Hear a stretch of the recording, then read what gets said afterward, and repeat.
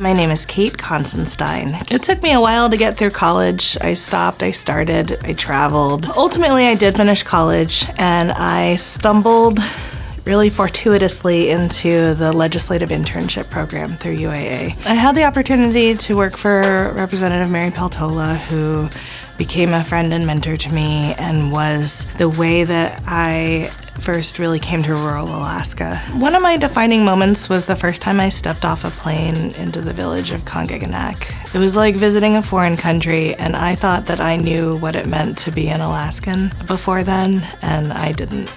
It expanded my view of what Indigenous Alaska looks like. I think the most important thing about me is that I have made a lot of mistakes in my life, and they have all given me both compassion and empathy for people who are in the process of making mistakes, and they've really led me to value lifelong learning, curiosity, and a really good redemption story. Teenagers inspire me, specifically the ones that we have right now. I really am blown away by this generation's ability to just articulate about themselves, feel their value, and communicate about it. The compassion that I see my daughter and her friends have for one another and the choices that they might make is really inspiring.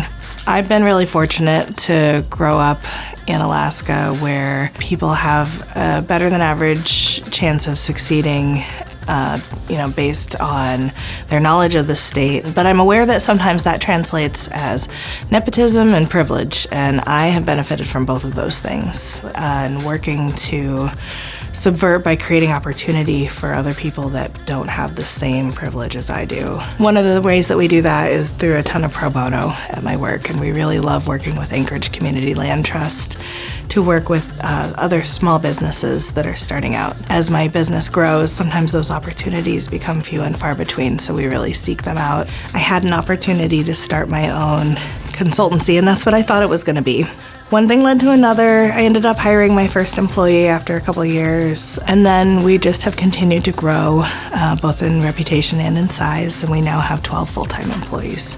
I think that the mission component of empowering women is the one that speaks to me the most. Not deliberately, but by circumstance, it's turned out that my entire staff is women, all 12 of them. Didn't do it on purpose, but it has just worked out that those were the most excellent candidates. But the other thing that I think is really important is just continued pushback on misogyny and the impacts that it has, especially on women in the workplace.